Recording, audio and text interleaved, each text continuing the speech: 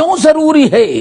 اللہ کے رسول کا حلیہ پہچاننا اس لیے ضروری ہے تاکہ ہم کفر و شرک سے محمد رسول الله.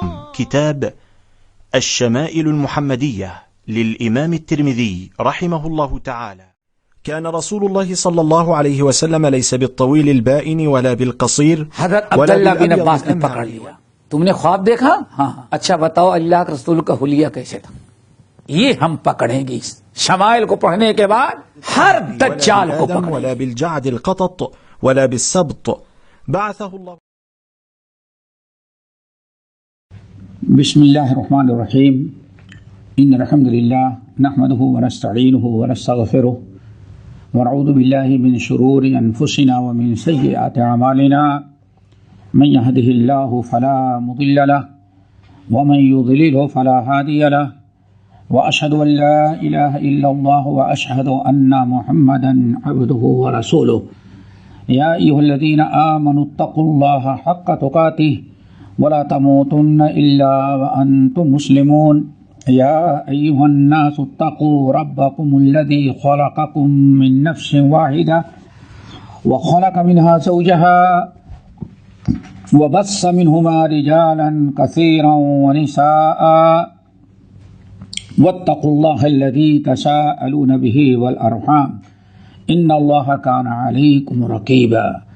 يا أيها الذين آمنوا اتقوا الله وقولوا قولا سديدا يصلح لكم أعمالكم ويغفر لكم ذنوبكم ومن يطع الله ورسوله فقد فاز فوزا عظيما. أما بعد فإن خير الحديث كتاب الله وخير الهدي هدي محمد صلى الله عليه وسلم وشر الأمور محدثاتها وكل محدثة بدعة وكل بدعة ضلالة وكل ضلالة في النار.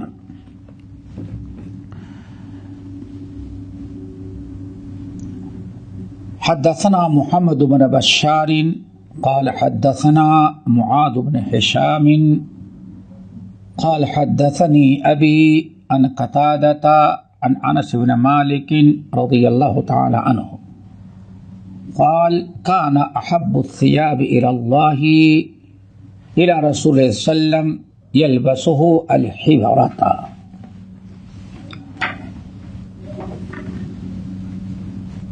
امام ترمذی رحمۃ اللہ علیہ یہ حدیث روایت کر رہے ہیں. حدیث کے راوی ہیں مشہور صحابی انس بن مالک رضی اللہ تعالی عنہ. کہتے ہیں کہ کان احب الثياب الى رسول اللہ صلی اللہ علیہ وسلم یلبسہ الحبرۃ. نبی علیہ الصلوۃ والسلام کے نزدیک سب سے محبوب لباس جو تھا جو آپ پہنتے تھے وہ الحبرہ ہے. حبرہ ایک بڑا ہی محبوب لباس نبی علیہ السلام کے نزدیک تھا. حبرہ کس کو کہتے ہیں؟ یہاں بات سمجھ میں آئی. سمجھنا چاہیے حبرہ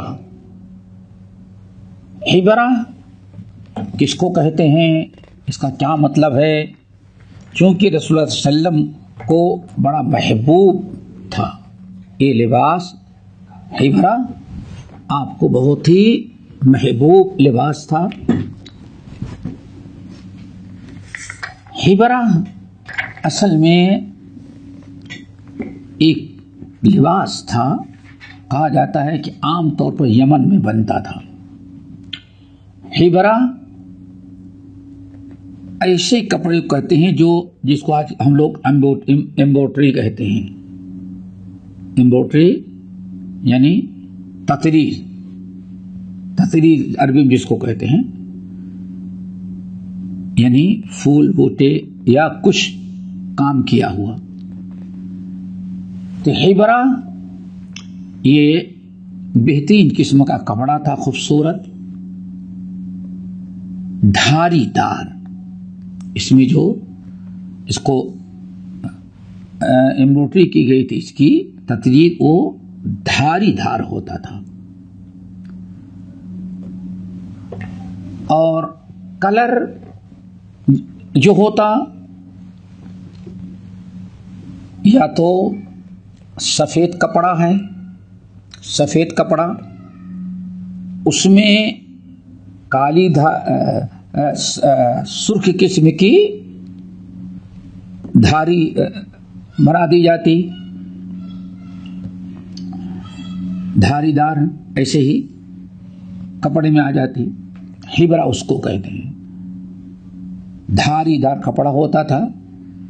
کپڑا اصل میں سفید، لیکن اس میں لائن بنی رہتی، دھاری دار نہ سمجھا، لائن جو بنی رہتی وہ سرخ کلر کے ہوتی تھی۔ اسی طرح سے یہ بھی ہو سکتا ہے کہ کالے قسم کا کپڑا ہو، اس میں سرخ قسم کی دھاری بنی ہوئی ہو، تو اس کو کہا جاتا تھا ہبرا۔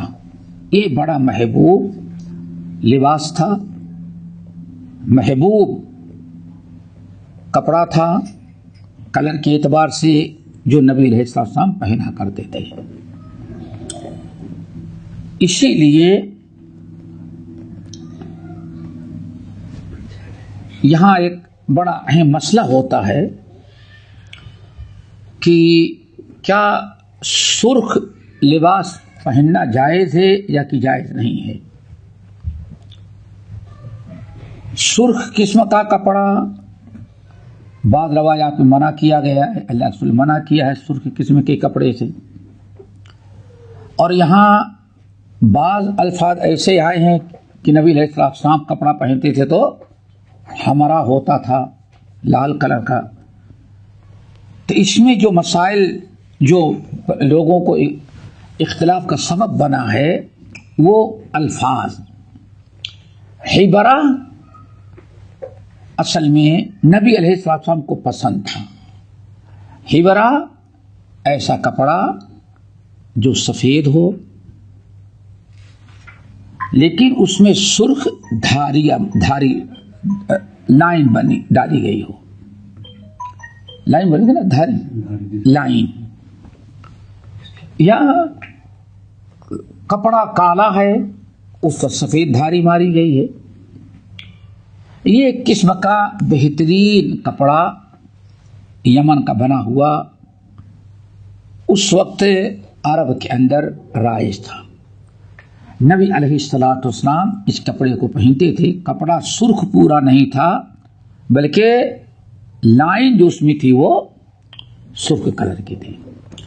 اگلی حدیث سے اور بات واضح ہوتی ہے، حدیث نمبر 63 میں امام ترمذی کہتے ہیں حدثنا محمود بن غیلان قال حدثنا عبد الرزاق قال حدثنا سفیان، محمود بن غیلان الثقفی، امام عبد الرزاق الصنعانی رحمۃ اللہ علیہ، صنعاء کے مشہور محدث تھے، امام احمد بن حنبل رحمہ اللہ وغیرہ کے استاد۔ قال حدثنا سفیان، سفیان سے مراد سفیان ثوری، سفیان ثوری، یہ بڑے سب کے سب ٹاپ کے محدثین ہیں۔ عن عون بن ابی جحفہ، عون بن ابی جحفہ، عون یہ تابعی ہیں اور ان کے والد ابو جحفہ جو ہیں وہ صحابی ہیں۔ ابو جحفہ رضی اللہ تعالیٰ عنہ کا شمار صغار صحابہ میں ہوتا ہے، یعنی نبی علیہ الصلوۃ والسلام سے ملاقات ہوئی تھی لیکن اس وقت بلوغت کو نہیں پہنچے تھے، چھوٹے تھے، نابالغ تھے، لیکن آپ سے ملاقات کی، بعد میں صحابہ کرام سے انہوں نے بہت سارا علم حاصل کیا، اور بڑی ایک اتباع سنت کی ایک مثال ان کے یہاں کے صحابہ کرام کس طرح سے اتباع سنت کا اہتمام کرتے تھے. بعض روایتوں میں آتا ہے کہ نبی علیہ السلام کے پاس جب ہم آئے تو جہاں ٹھہرے ہوئے تھے وہاں سرید پکا ہوا تھا. سرید کہتے ہیں سرید خوب کھائے. یہ بہت ہی ایک اسلامی آداب ذرا دیکھیں اور اتباع سنت. ابو جحیفہ کہتے ہیں کہ خوب کھا لیا، یعنی حریص جو کھاتے نا، ہاں حریص خوب عربوں کا محبوب کھانا تھا. خوب اس کو اچھی طرح سے کھا لیا، زیادہ کھا لیا اور ڈکار خوب آنے لگی. دیکھیں ڈکار جو آتی ہے، ڈکار سمجھتے ہو نا؟ ہاں وہ دو قسم کے، ایک مرض ہوتا ہے آج بہت زیادہ کچھ گیس، بلکہ وہ نہ کھائے تب زیادہ ہو جاتی ہے اور زیادہ کھائے جب بھی زیادہ ہو جاتی ہے. اس کے لیے یہ بہت ہی نارمل، یہ بہت پریشان کن مرض ہوتا ہے. اور ایک ہے گیس وغیرہ کوئی مسئلہ نہیں، ایسیڈیٹی کچھ نہیں، لیکن آدمی کی عادت ہوتی ہے. کھانے پہ بیٹھا تو جب زیادہ کھا لیتا ہے تو اس وقت بھی ڈکار زیادہ آتی ہے. یہی ہوتا ہے نا، وہ مرض نہیں ہوتا، وہ کیا ہے، زیادہ کھانے کی بنا پر. اور اندازہ یہ لگا کہ دیکھو اسلام نے ہر چیز میں خیر رکھی ہے. مامون رشید کے دربار میں، امام قرطبی نقل کرتے ہیں، مامون رشید کے دربار میں عیسائی علماء کا بڑا عمل دخل تھا. عیسائی علماء کا، چونکہ یہ اہل کتاب میں سے ان کے پاس تاریخ کی اور بہت ساری کتابیں ہوتی تھیں. اور مامون بڑا ہی عجیب انسان تھا، ہر فن کا بڑا سے بڑا عالم اس کے دربار میں ہونا چاہیے. تو آپس میں کبھی، چونکہ سب تو سرکاری عہدہ ملا ہوا تھا، درباری تھے، مناظرہ بھی ہوتا تھا. تو ایک مرتبہ ایک عیسائی نے مسلمانوں پر طنز کرتے ہوئے کہا، ہم نے خود بھی بیان کیا واقعہ دو ایک مرتبہ یاد ہوگا، مباحثہ کرنے لگا اور اس نے کہا کہ بھائی ٹھیک ہے اسلام روزے نماز سب کچھ ہے، لیکن آپ بتائیں کہ علاج معالجے میں کیا اسلام نے کچھ نہیں بتایا ہے. کیسے کہتے ہو اسلام کامل ہے، دین ہے، کیسے تم لوگ برداشت کہتے ہو کہ ہاں اسلام میں کسی کی ضرورت نہیں، یہ تو ناقص ہے. ہمارے مذہب میں ذرا دیکھو. تو اسلام کو نیچا دکھانا چاہتا تھا کہ اسلام میں یہ بیماریوں کے علاج کا کوئی مسئلہ نہیں. حالانکہ وہ جھوٹا انسان تھا. طب نبوی پڑھ ڈالیں، امام ابن القیم نے زاد المعاد کے اندر پورا ایک باب ہی طب نبوی بیان کیا، اس کو اردو میں ترجمہ، انگلش میں ترجمہ ہو چکا ہے، سب ہے. تو اس وقت کوئی ایک عالم کھڑے ہوئے، انہوں نے کہا کہ دیکھو تم غلط کہہ رہے ہو. دنیا نے جو آج تک علاج کی راہ اختیار کی ہے وہ بیماری کے بعد، بیماری جب عام ہو جاتی ہے تب لوگ اس کا علاج ڈھونڈ رہے ہیں نا. آج کرونا ایک مثال ہے ہمارے سامنے، ابھی تک لوگ اس کا علاج ہی ڈھونڈ رہے ہیں اور تجربہ ابھی تک ڈھونڈ رہے ہیں. اور ابھی جو ایجاد بھی کیا وہ کہتے ہیں کہ وہ بھی کیا ہے، ابھی مکمل نہیں ہے، لیکن کچھ فائدے. چلو دیکھو، لیکن کہا اسلام نے علاج سے پہلے، بیماری آنے کے پہلے سے علاج کیا ہے. کہا وہ کیسے؟ تو انہوں نے حدیث سنائی. کہا دیکھو ساری بیماری ہوتی ہے زیادہ کھانے سے. کیا خیال ہے؟ ساری بیماری زیادہ کھانے سے. انسان سوچے. کہا کہ ہاں. کہا ہمارے رسول نے علاج کیا، فرمایا کہ لوگوں کو چاہیے کہ پیٹ کے 3 حصے کریں، ایک کھانے کے لیے، ایک پینے کے لیے اور ایک ہوا سانس کے لیے. کیا خیال ہے آپ کا؟ ہاں آج 2 بیماریاں ہیں، دیکھو ڈاکٹر وہی کر رہے ہیں. نمبر 1 جس کو گیس کی شکایت ہو، بھائی پیٹ بھر کے نہ کھائیں، تھوڑا تھوڑا زیادہ کھائیں. آپ کی خوراک اگر 4 روٹی کھائیں، لیکن اس کو آپ 3 مرتبہ میں 4 مرتبہ میں کھائیں، تھوڑا تھوڑا دیکھ رہے. Number 2 sugar.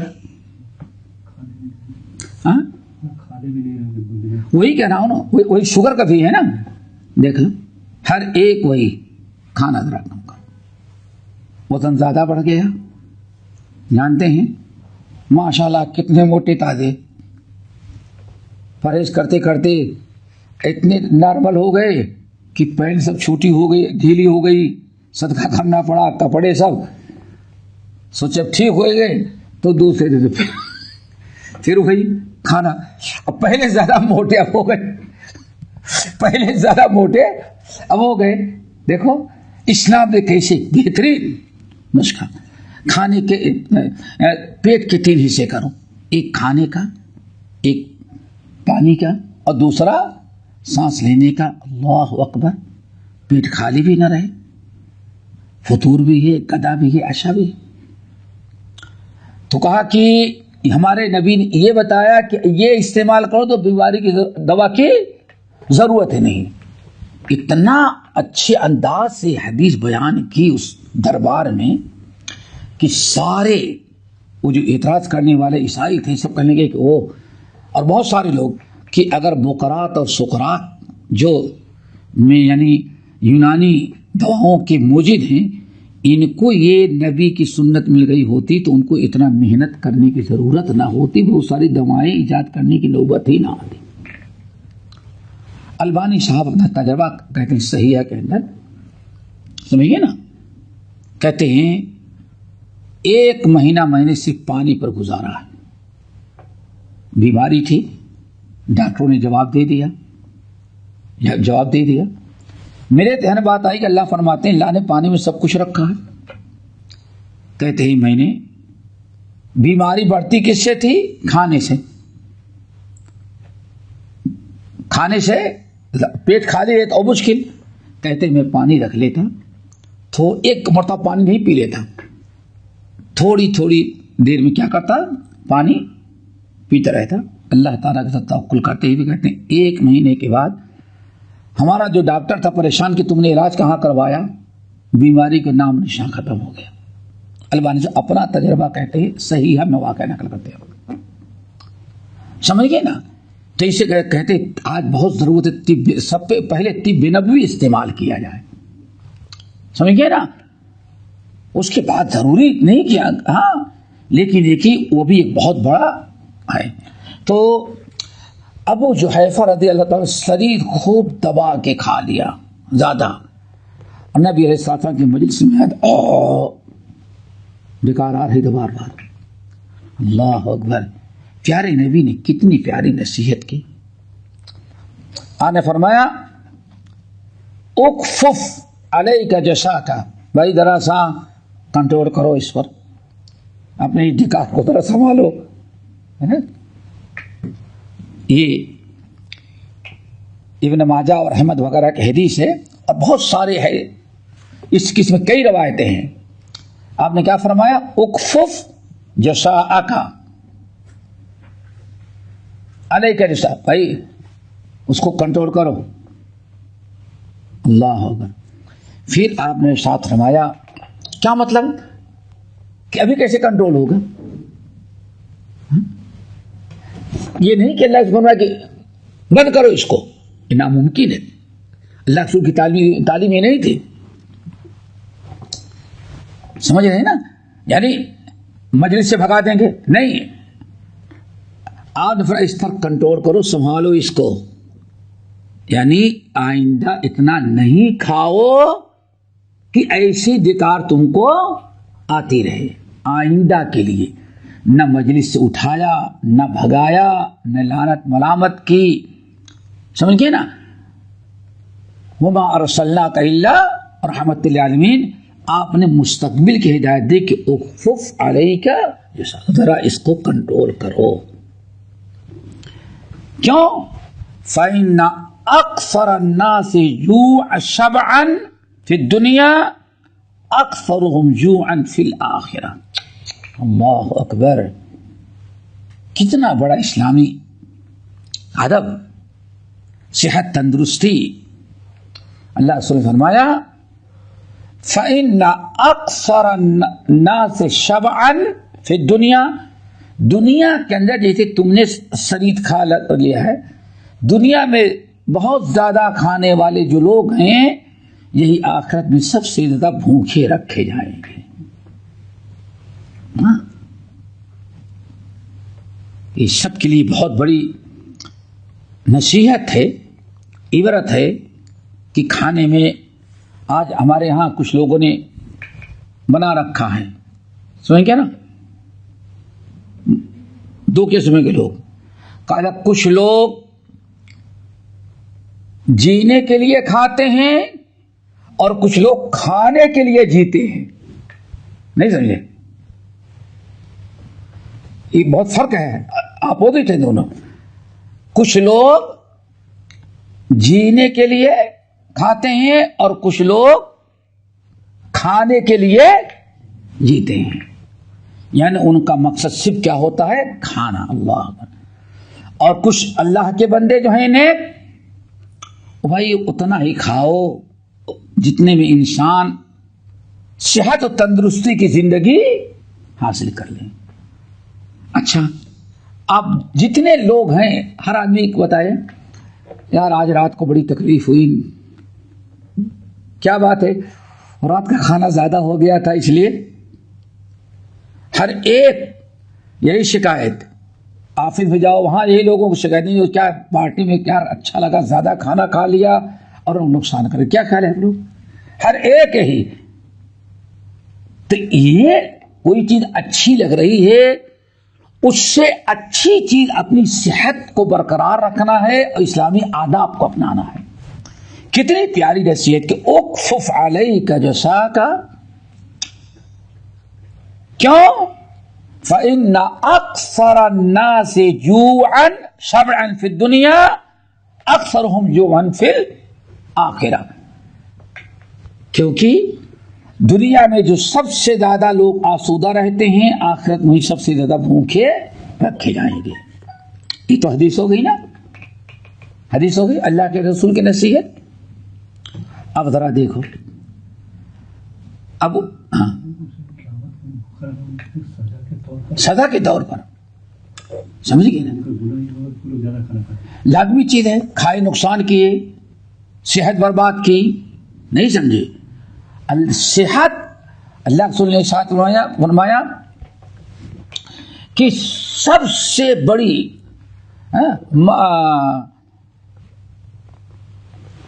مغبون فیہما نعمتان مغبون فیہما کثیر من الناس الصحت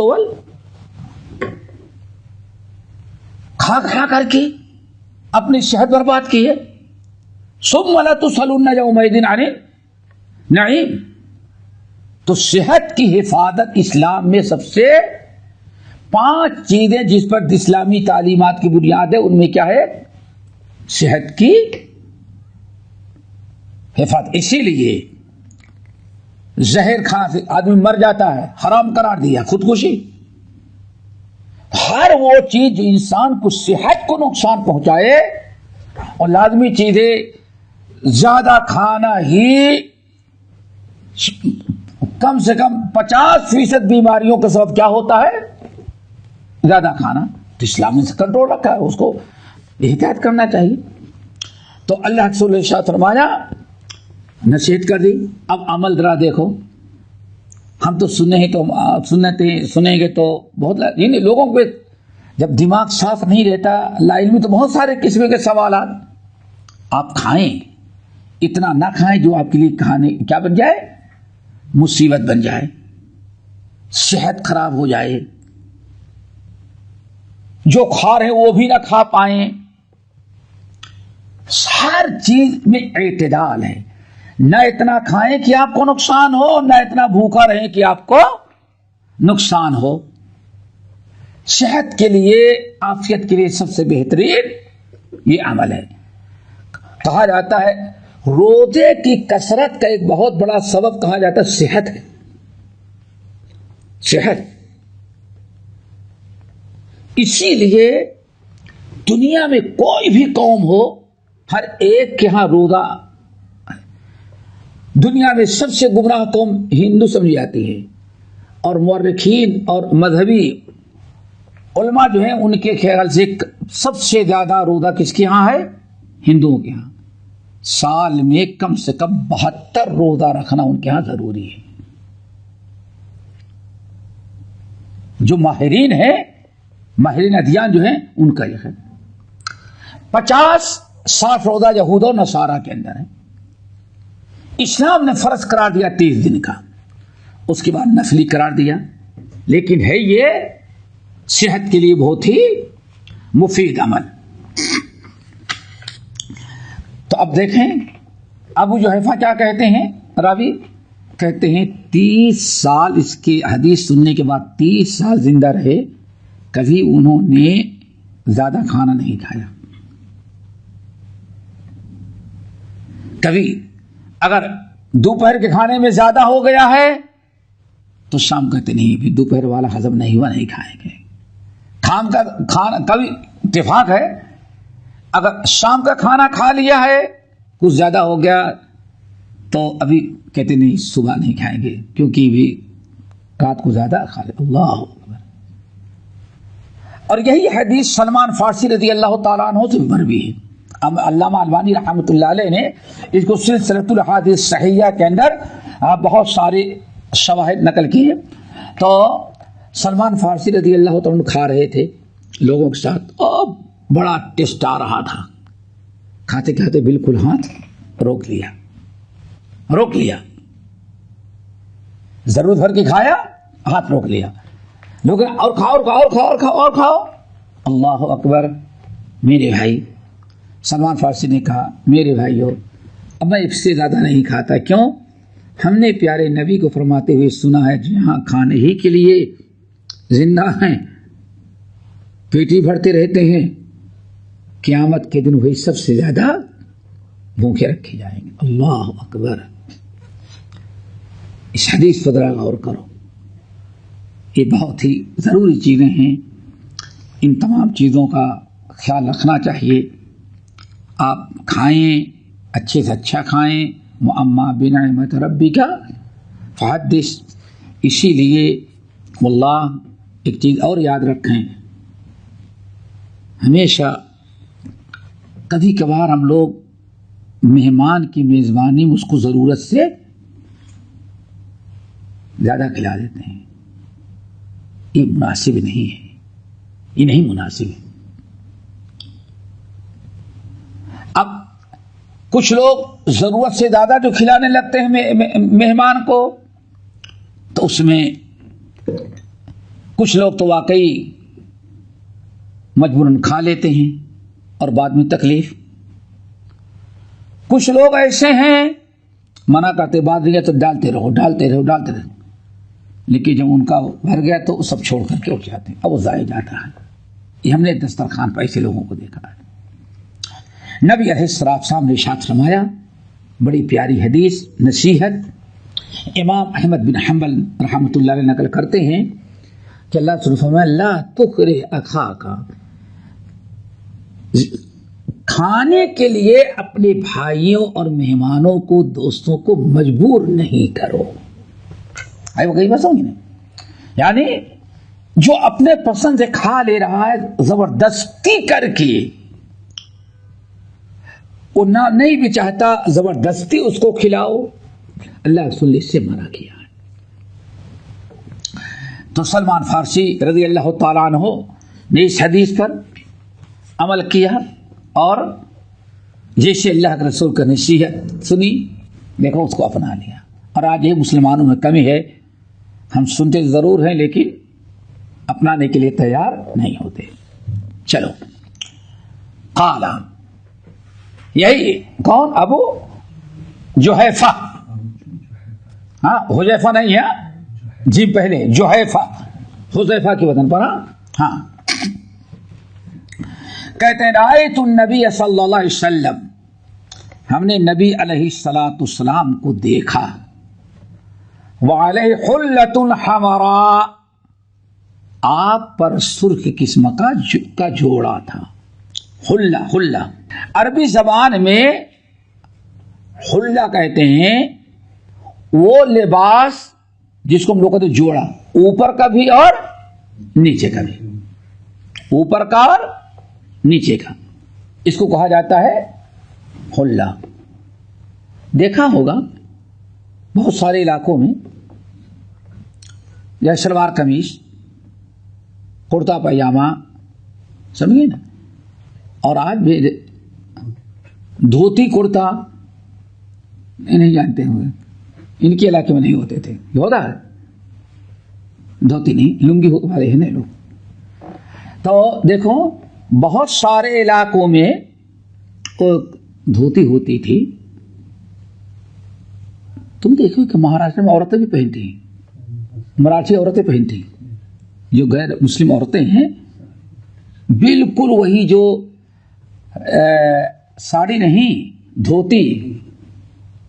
ये पंडित लोगों में एक रवाज था, ब्राह्मण जो थे उनको ये जैसे औरतों की साड़ी आती है ना, ऐसे ही एक काफी लुंगी, लेकिन लुंगी से बड़ी, तो उसको बांधते थे और फिर नीचे से ला करके यहाँ खोसते थे, वो दो टांगों में से यहाँ खोसते थे, और फिर टांग का ये हिस्सा जो है वो खुला रहता था।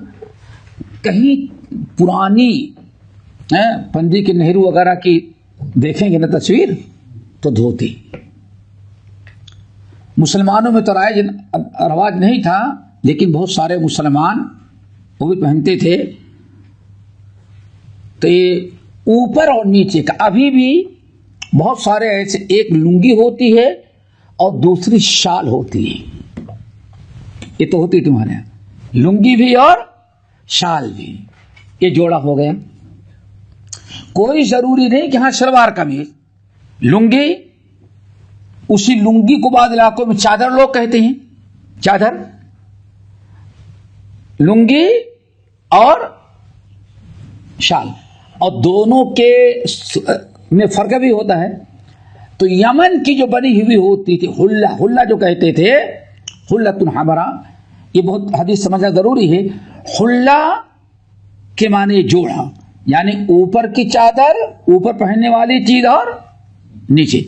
तो नबी अलैहिस्सलाम हमने देखा, नबी अलैहिस्सलाम हुल्लतुन हमरा, आपके बदन मुबारक पर सुर्ख किस्म का जोड़ा था।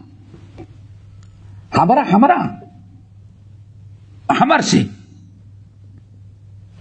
अहमर के माने सुर्ख।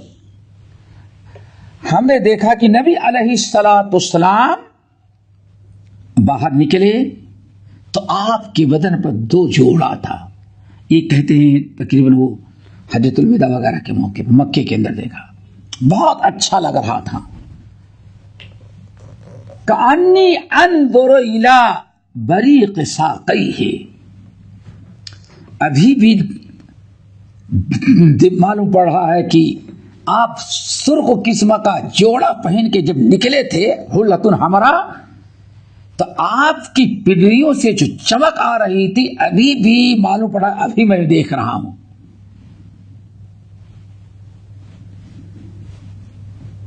यानी इतना वो अच्छा लगा और ऐसा दिमाग में बैठ गया कि सालों गुजर गए, लेकिन मालूम पड़ता है कि अभी भी आंखों में वो नूर, आपकी पिडलियों का नूर गर्दिश कर रहा है।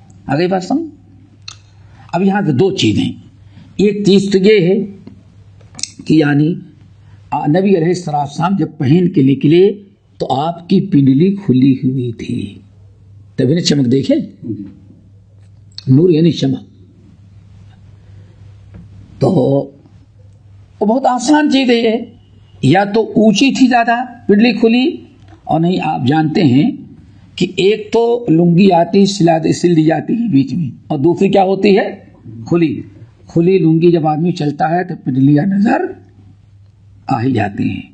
اور بھی کچھ لوگ فیشن میں آ کر کے اٹھا کے کندھے پر رکھ لیتے ہیں.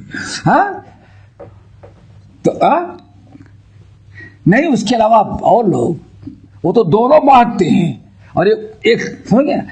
تو دیکھو یہ تو اس کا مطلب کہ نبی علیہ السلام یا تو چلنے کی وجہ سے اٹھائے تھے. کیوں؟ کبھی کبھار چلیں تو پیر میں پھنستی ہے تو اس کو اٹھانا پڑتا تو آسان سے جائے. تو انسان کبھی اٹھا لیتا ہے، یا چھوٹی رہی ہوگی. کہتے ہیں نبی علیہ السلام کی پنڈلی مبارک چمک رہی تھی، اور وہ چمک ابھی تک میرے نگاہوں میں بسی ہوئی ہے. ہوگی بات؟ حدیث پوری ہو گئی. قال سفیان، وہی راوی، اسی کو کہتے ہیں مدرج. ہاں کہتے ہیں نا مدرج. حدیث کی کسی حدیث کے جملے کو سمجھانے کے لیے، اس کی وضاحت کے لیے کوئی راوی اگر کوئی الفاظ اس کی تفسیر کرتا ہے تو اس کو کیا کہا جاتا ہے؟ مدرج. ہاں وقال قال سفیان ثوری. کون ہے سفیان ثوری؟ اس سے پہلے ان کے بارے میں گزر چکا ہے. ہاں بہت الحمدللہ. ان کا خیال ہے سفیان ثوری کہتے ہیں اوراہو حبرتن، میرا خیال ہے کہ وہ حلۃ حمرا جو تھا حبرہ تھا. کیا تھا؟ حبرہ تھا. یہ ابھی آپ کو یہاں سمجھنے کی ضرورت ہے. یہ تفسیر کرنے کی کیا ضرورت پڑی؟ پچھلی اس سے پہلے والی حدیث جو تھی حضرت انس بن مالک رضی اللہ تعالیٰ عنہ کی، وہاں ہے کہ احب الثیاب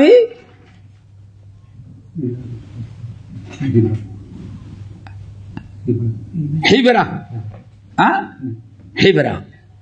حبرہ کے معنی میں نے بتایا کہ تقریباً جمہور اہل علم محدثین شرح کہتے ہیں حبرہ ایسی چادر جس کے سفید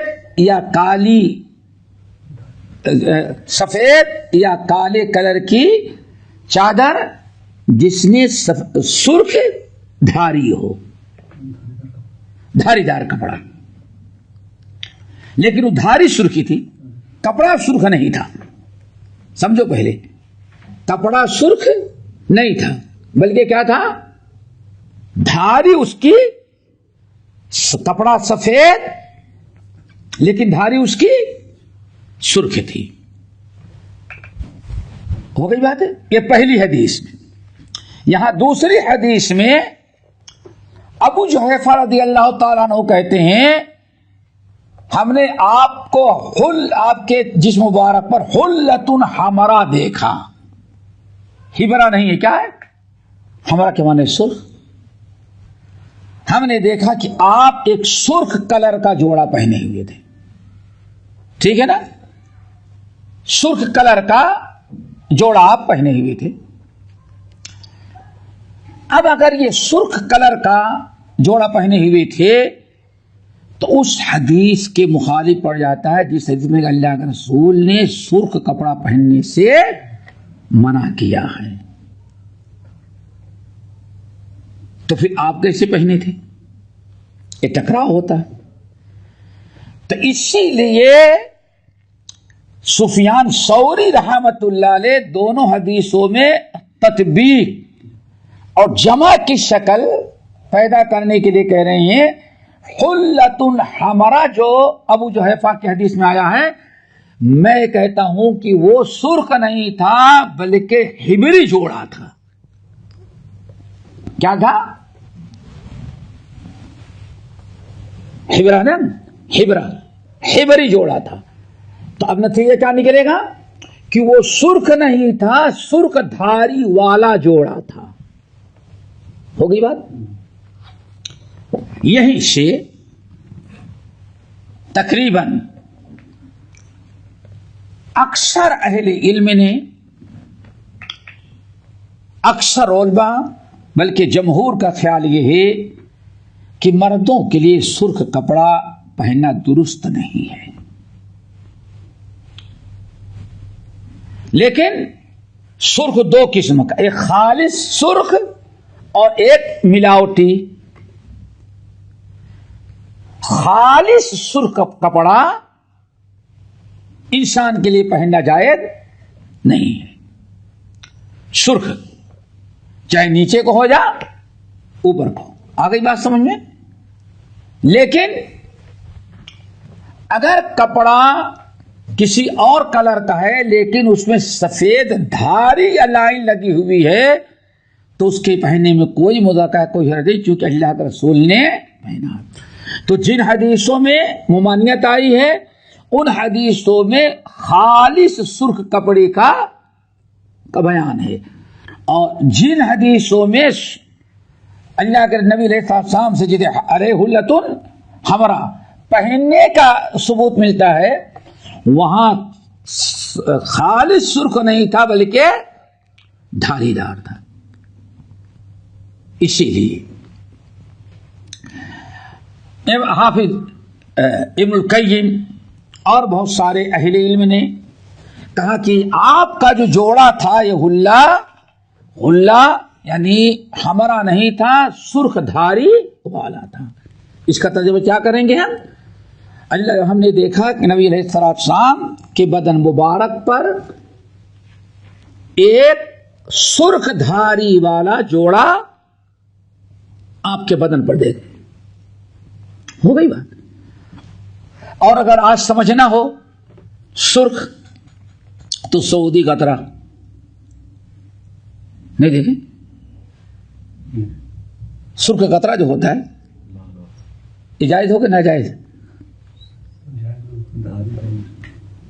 سرخ پورا نہیں ہے، ڈیزائن جو ہے وہ سرخ ہے یعنی مکس ہے وہ. اسی لیے ذرا دیکھیں کبھی سرخ اور سفید ہوتا ہے، کبھی سفید اور کالا ہوتا ہے، اور کبھی سفید اور گلابی، یعنی وہ ڈیزائن جو بنی ہوئی ہے اسی کئی قسم کی ہوتی ہیں. تو یہ شماخ ہمارا جو کہتے ہیں اس کے پہننے میں کوئی مذاکرہ، کوئی حرج نہیں ہوگا. کیوں؟ یہ مکمل سرخ نہیں ہے بلکہ یہ کیا ہے، سرخی کے ساتھ سفیدی ملے ہوئے. تو آپ کا کوئی بھی جوڑا ہو، شلوار ہو، قمیص ہو، شیروانی ہو، ٹوپی ہو، خالص سرخ ہے تو ناجائز ہے. اگر اس میں کوئی ڈیزائن بنی ہے، اصل کپڑا کیا ہے، سفید ہے یا کالا ہے لیکن اس میں سرخ ڈیزائن بنی ہوئی ہے، کچھ بیل بوٹے بنے ہوئے ہیں یا اس میں دھاری ہے تو انشاءاللہ کوئی مذاکرہ، کوئی حرج نہیں ہے. اور ہمارے بہت سارے مشائخ نے مثال دی ہے کیا، گترے والے. چلو شیخ نواز پہ پہن دیتے. چلو چلو یہ ہو گئی بات. آگے اگلی حدیث. حدثنا علی بن خشرم قال حدثنا عیسی بن یونس عن اسرائیل عن ابی شہاب. کون؟ پہلی مرتبہ ہے؟ اچھا آج پھر دیکھیں نا. علی بن خشرم قال حدثنا عیسی بن یونس، یہ سب گزر گئے ہیں. عیسی بن یونس عن اسرائیل عن ابی اسحاق سوئی. ہاں. عن البراء ابن عازب، براء ابن عازب، براء ابن عازب رضی اللہ تعالی عنہ، ان کا شمار صغار صحابہ میں ہے. ہاں صغار صحابہ میں. کہتے ہیں کہ جنگ بدر میں تلوار لیا ہم بھی جائیں گے لڑنے کے لیے. کہتے ہیں ہم تھے اور ہمارے ساتھ عبداللہ ابن عمر تھے, ہم دونوں.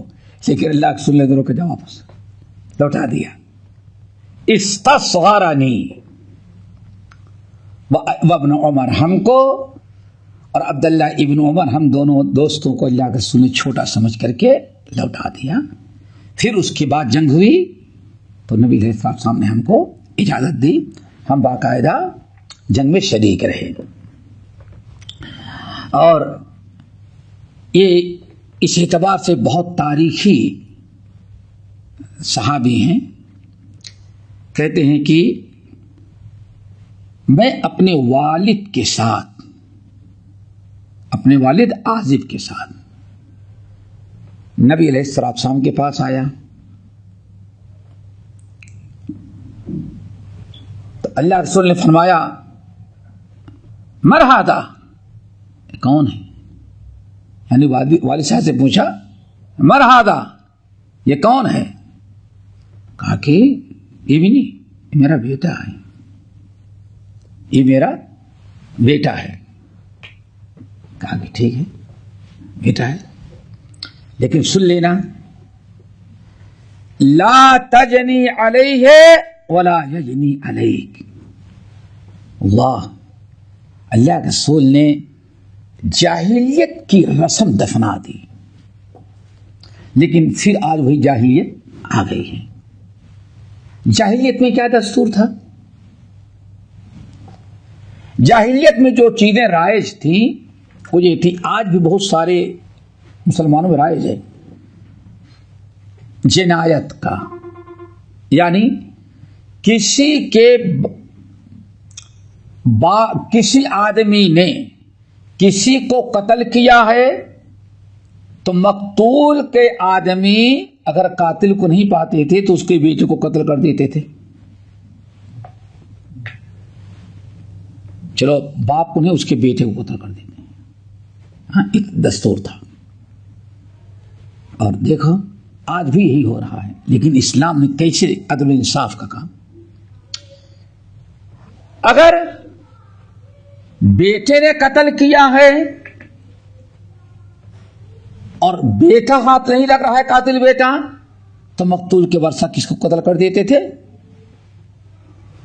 باپ کو. ایک عام سی رسم جاہلیت عرب میں رائج تھی.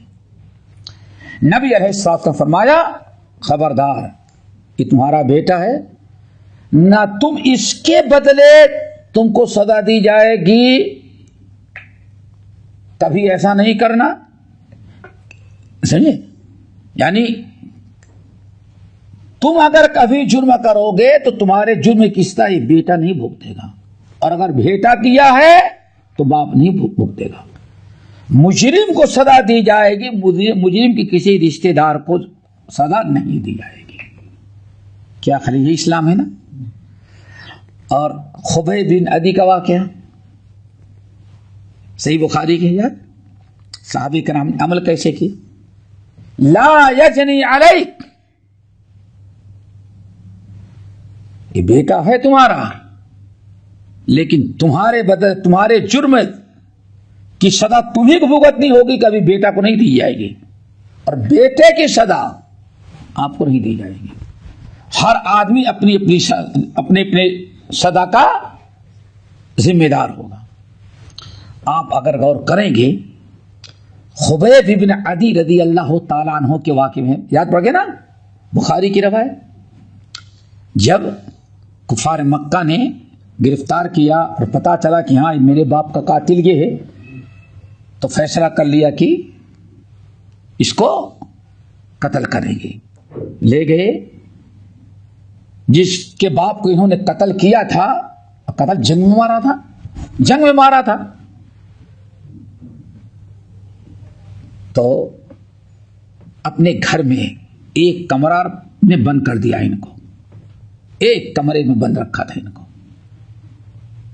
عورت جو تھی بیوی, اس کو کہا تھا اس کو بھوکا پیاسا نہیں کھانا دینا, لیکن ابھی پھر فیصلہ کریں گے چونکہ گردن مارنی ہے اس کو, تو پوری مکی کی کمیٹی, تو جب فیصلہ ہوگا اس کی گردن ماریں گے اس کو, لیکن کھلاؤ پلاؤ اس کو، بھوکا نہیں رکھو۔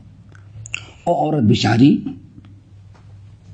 اپنے شوہر کی بات مانی، اپنے سسر کے قاتل کو کھلاتی پلاتی رہی، لیکن بہت متاثر ہوئی۔ وہ کہتی ہے کہ کئی مرتبہ میں کھانا پہنچانے گئی تو دیکھا کہ بڑے اعلیٰ درجے کے پھل فروٹ کھا رہے ہیں خبیب بن عدی، اور ایسے پھل فروٹ کھا رہے ہیں بغیر سیزن کے کہ مکے میں کہ مارکیٹ میں وہ اس پھل فروٹ کا نام و نشان موجود نہیں۔ پوچھتی کہ خبیب قیدی ہو کہاں، کون دے جاتا ہے؟ کہا اللہ تعالیٰ پہنچاتا ہے۔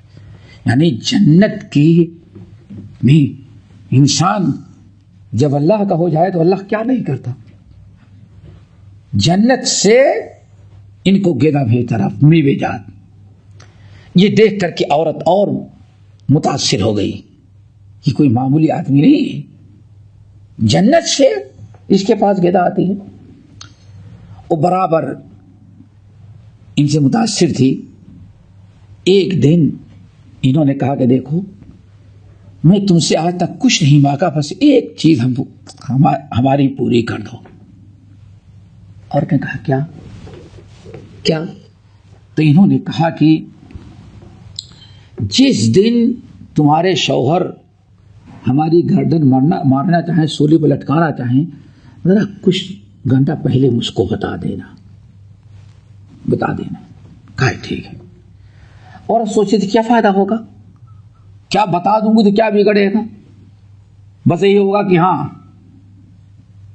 غم زدہ ہوگا۔ تو جس دن سولی پر لٹکانا تھا ان کو، مسجد عائشہ، یعنی کہاں ہے مسجد عائشہ؟ حرم کے باہر ہے نا، وہ حدود حرم، مسجد عائشہ تنعیم یہ حرم سے باہر ہے۔ تو گردن مارنی ہوتی تو کفار مکہ حرم سے باہر لے جاتے تھے۔ سب سے کم مسافت حدود حرم کی وہی ہے، وہ تنعیم۔ عورت نے صبح بتایا کہ دیکھیں آج آپ کا آخری وقت ہے، آج فیصلہ ہو گیا، آج آپ کی گردن ماری جائے گی۔ بڑے اطمینان سے کہا ٹھیک ہے، ایسا کرو مجھے استرا دے دو، استرا دے دو، استرا دے دو، تاکہ میں اپنی صفائی ستھرائی کر کے تیار ہو جاؤں شہید ہونے کی، کہ اللہ کے یہاں جانا ہے ہم کو۔ یہ سب بات ہوئی، وہ عورت دوڑ کی کہ بیچارہ ہم تو کچھ اور سوچتی تھی، لیکن چلو استرا مانگ رہا ہے، لے کے آئی، استرا دے دی، ان کو پکڑا دی، اپنی چلی گئی کام کرنے کے لیے۔ اور اس نے سوچا کہ اب آئیں گے بھی لے کے جائیں گے۔ اس کا بیٹا جو گردن مارنے والا تھا اس کے شوہر کا، اس کا چھوٹا سا بیٹا ایسے دیکھتے دیکھتے وہ اس کمرے تک پہنچ گیا جہاں خبیب بن عدی تھے، اور فوراً خبیب بن عدی ہاتھ میں استرا تھا، اس بچے کو اٹھا کر کے اپنے ران پر بیٹھا دیا، اس سے کھیلنے لگی۔ عورت کو خیال آیا کہ بچہ نظر نہیں آیا، کہاں بچے دیکھتے دیکھتے کہیں پہنچ جاتے ہیں، کہاں چلا گیا، ادھر دیکھیے ادھر، تو دیکھی خبیب بن عدی کے ہاتھ میں استرا ہے اور ران پر بچہ بیٹھا، اور بڑی چلائی۔ وہ سوچی گی اب اس کو معلوم ہے کہ اس کا باپ، بچے کا باپ قتل، خبیب نے میرے شوہر کے باپ کو قتل کیا ہے، اور آج اس کے بدلے خبیب کی گردن مار رہا ہے، تو اس کا بیٹا خبیب کے ہاتھ میں ہے، خبیب کے ہاتھ میں استرا ہے، خبیب کہاں چھوڑیں گے، قتل کر دیں گے۔ بڑے زور سے چلائی تو حضرت خبیب نے کہا کیا تم اس بات ڈرتی ہو کہ میں تمہارے بچے کو قتل کر دوں گا؟ کہا کہ ہاں۔ کہتا واللہ یہ ناممکن ہے، کہ ہم بچے کو قتل کریں، جرم اس کے باپ کا ہے، میں اس بچے کو سزا دوں؟ ہمارے نبی نے ہم کو اس طرح کی تعلیم نہیں دی ہے، سمجھ گئے نا؟ میں اس کو قتل نہیں کروں گا، یہ بچہ لے لو۔ دیکھو یہ جاہلیت میں کی رسم اللہ کے رسول نے مٹایا اور صحابہ نے عمل کر کے دکھایا، سمجھ گئے نا؟ تو ضرورت اس بات کی ہوتی کہ جاہلیت کی ساری چیزیں مٹائی گئی ہیں، ان کو ہم لوگ دوبارہ لانے کی کوشش نہ کریں، لیکن تقریباً ساری چیزیں خود مسلمانوں نے آج وہ واپس لائے، اور ایک نام نہاد مسلمانوں کا اور کچھ دعات ایسے ہیں نعوذ باللہ وہ جاہلیت کی ساری چیزیں پھر دوبارہ لانا چاہتے ہیں۔ اسی لیے الحمدللہ آج بھی مسلمان مجرم ہی سے بدلہ لیتا ہے، مجرم کے کسی وارث سے بدلہ نہیں تھا، لیکن اس کے برخلاف آج نادان اگر دین اسلام سے محروم ہے تو دیکھتے ہیں وہ قوم دیکھتے ہیں، مجرم نہیں دیکھتے بلکہ کس کو دیکھتے ہیں؟ قوم۔ آج سے 2000 یا 1500 قبل اگر کوئی مسلمان آیا تھا تو آپ بھی سوچتے ہیں کہ ہاں وہ ہمارے ملک کے ہندوؤں سے اس نے جہاد کیا تھا، اب آج ان سے ہم کیا کریں گے؟ بدلہ لیں گے۔ یہی اسلام اور غیر اسلام میں فرق ہے۔ بہرحال تو یہ ہے کون؟ برا ابن عازب، اور اس سے پہلے ایک قصہ ان کا بتایا تھا بخاری، کیا ہے؟ ابو بکر صدیق کا یاد پڑ گیا نا؟ صدیق اکبر نے ان کے باپ عازب سے اونٹ خریدا، اونٹ خریدنے کے بعد دیکھو حدیث حاصل کرنے کا شوق کرنے کے کہ ایسا کرو، یہ آپ کا بیٹا ہے نا، بڑا اس کو کہہ دو اونٹ پہنچا دے۔ کہا کہ نہیں، کہا وہ کیسے؟ کہا کہ ہجرت والا واقعہ آپ بتا دیں تب میں اپنے بیٹے، اللہ اکبر، حدیث حاصل کرنے کا شوق، مزدوری مانگتے، یہ مانگتے وہ مانگتے، اللہ اکبر، تو آپ دے دیں اس کے بعد ہم دیں گے۔